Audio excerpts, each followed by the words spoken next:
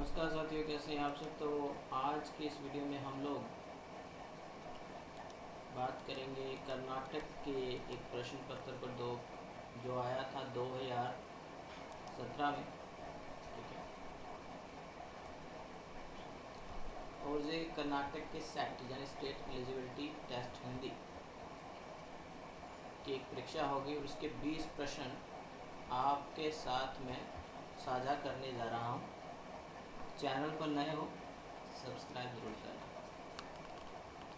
हमारे पास पहला प्रश्न, थोड़ा सा इसको बड़ा कर देता हूँ मैं जी।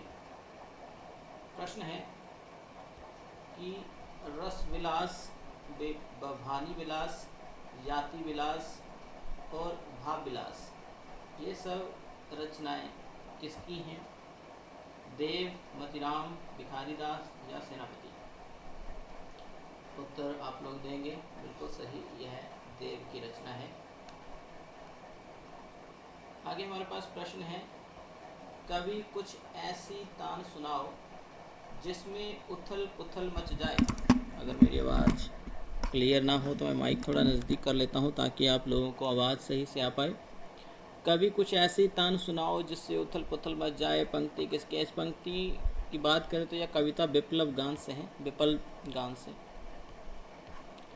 विप्लव का मतलब होता है उथल पुथल, क्रांति का प्रतीक है ये शब्द।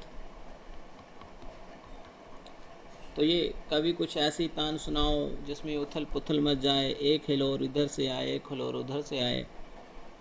तो ये कविता का नाम भी बता दी, लेकिन बालकृष्ण शर्मा जी की ये एक बहुत ही बेहतरीन कविता है। तो चलिए आगे चलते हैं हम लोग। हमारे पास आगे है, कविता का नाम है हो होरी।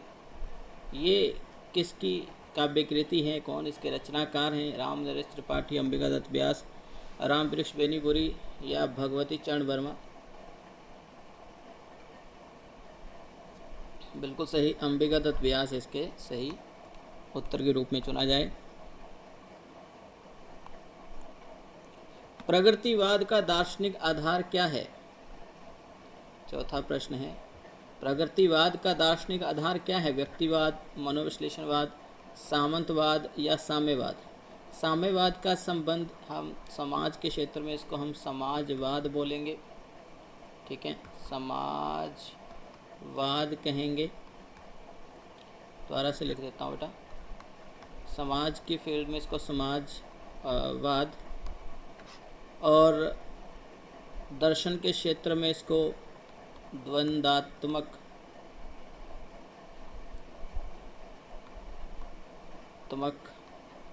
भौतिकवाद कहते हैं। और अगर हम इसकी फिलॉसफी देखें तो इसको हम मार्क्सवाद भी कह सकते हैं। आगे चलते हैं, हमारे पास पांचवा प्रश्न है, कई दिनों तक चूल्हा रोया चक्की रही उदास। यह पंक्ति किसकी है? नागार्जुन, निराला, अज्ञेय, श्रीकांत वर्मा। इस कविता का नाम अकाल के बाद नेट के परीक्षा में भी लगी पंक्तियां हैं। बिल्कुल ये नागार्जुन जी की अकाल, सूखा पड़ने पर लिखी कविता। मॉस्को अभी दूर है, यह कविता ये किसकी है? कृष्ण दत्त पालीवाल, माखनलाल चतुर्वेदी, शिव मंगल सिंह सुमन या प्रताप रण मिश्र? सही उत्तर दे रहे हैं, यह है शिवमंगल सिंह सुमन जी की रचना है। एक कथन आ रहा है, ये कथन थोड़ा आपको बताएं।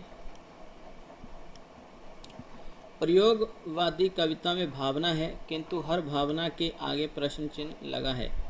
इसी प्रश्न चिन्ह को आप बौद्धिकता कह सकते हैं, यानी इंटेलिजेंस कह सकते हैं। तो आपने बताना ये कथन किसका है? गुलाब राय, धर्मवीर भारती, बाल मुकुंद गुप्त या हजारी प्रसाद द्विवेदी? तो बड़ा याद रखिए, ये धर्मवीर भारती का कथन है।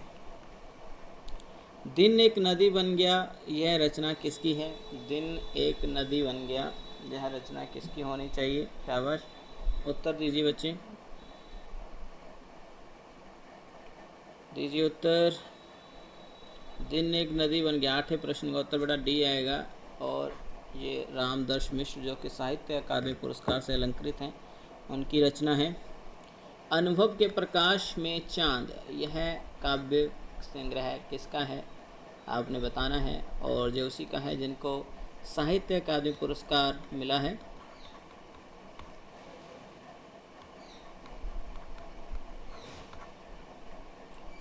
ठीक है, ये लीलाधर जगुड़ी का है। अभी निर्मल वर्मा को भी मिला है साहित्य अकादमी, श्रीकांत को भी मिला है, केदारनाथ सिंह को भी मिला है, लेकिन यहाँ पर उत्तर ए आएगा। आगे देखिए, निम्नलिखित में से किस काव्य में राधा और कृष्ण को सामान्य नायक नायिका के स्तर से ऊपर उठाकर विश्व देवी तथा विश्व प्रेमी के रूप में चित्रित किया गया है? द्वापर विष्णु प्रिया, प्रिय प्रवास या द्रौपदी? यहाँ पर उत्तर प्रिय प्रवास आएगा। बहुत बढ़िया। मुक्ति दूत नामक एक उपन्यास मिलता है जो कि एक पौराणिक कथा को आधार बनाकर लिखा गया,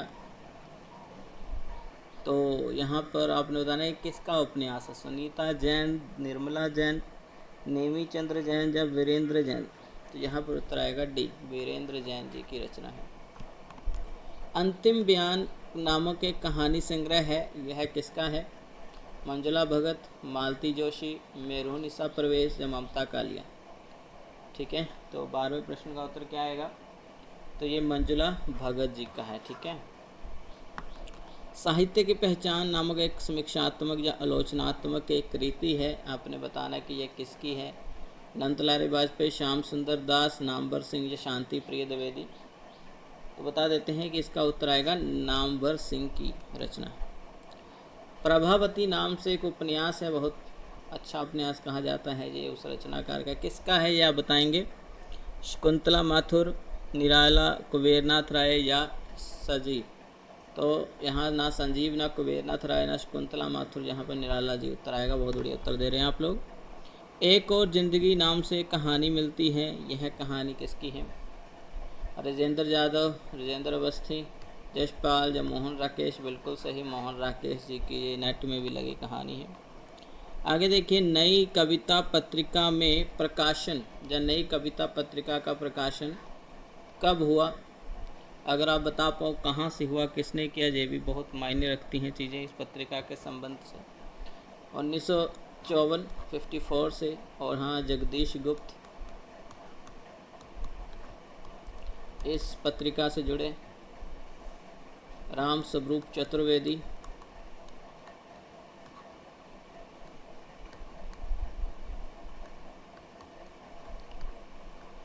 ठीक है जी, और धर्मवीर भारती, सॉरी धर्मवीर भारती नहीं थे, आई थिंक लक्ष्मीकांत वर्मा तो नहीं है। मुझे थोड़ा सा ना ये चेक करना पड़ेगा, मैं गलत नहीं बताऊंगा, क्योंकि बात यहाँ पर सही जानकारी की है और वो सही जानकारी आपको मैं देकर ही रहूँगा।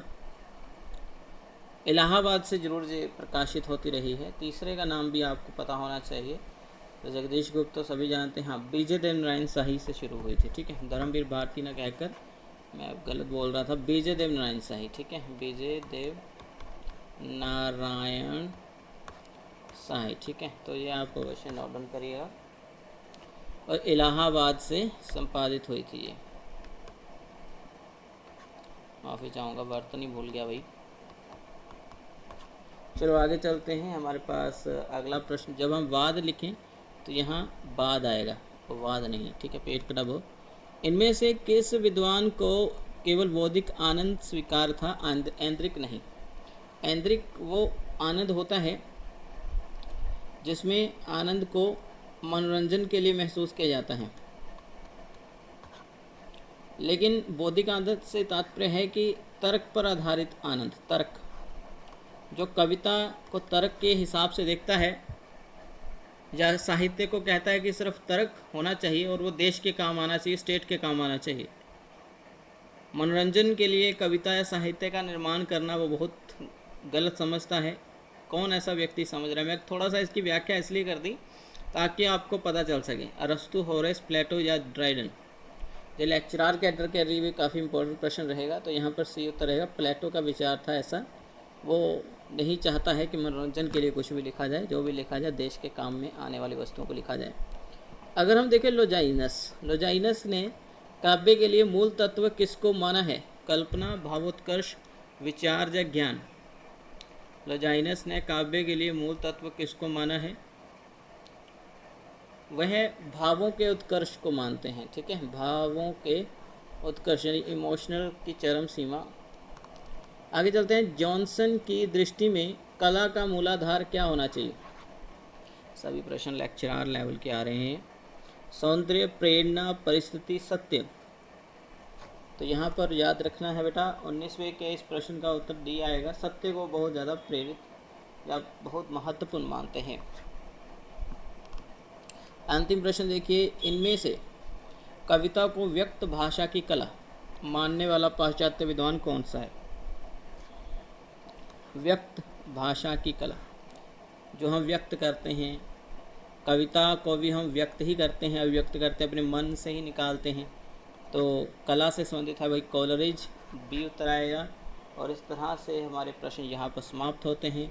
कैसी लगी कक्षा? और नए प्रश्न लिखे हों, मिले हों तो आपने अपने नोट्स में इसको ज़रूर शामिल कर लेना है। रिकॉर्डेड क्लास थी, लेकिन रिकॉर्डेड हो या लाइव हो, सब आपके लिए उत्तर सही मायने से पता होने चाहिए कि इस प्रश्न का उत्तर क्या आना चाहिए। क्योंकि हम थ्योरी तो बहुत ज़्यादा पढ़ लेते हैं, लेकिन क्या होता है ना, कुछ प्रश्नों से भी हमें अनुमान करने का पता चल जाता है। अनुमान से पता चल जाता है कि हाँ, ये वाला नहीं टॉपिक पढ़ा तो इसको पढ़ लेना है, इसका उत्तर क्यों ऐसा आया ये भी जानना चाहिए। तो इस तरह से हमारे पास यहाँ पर ये कक्षा।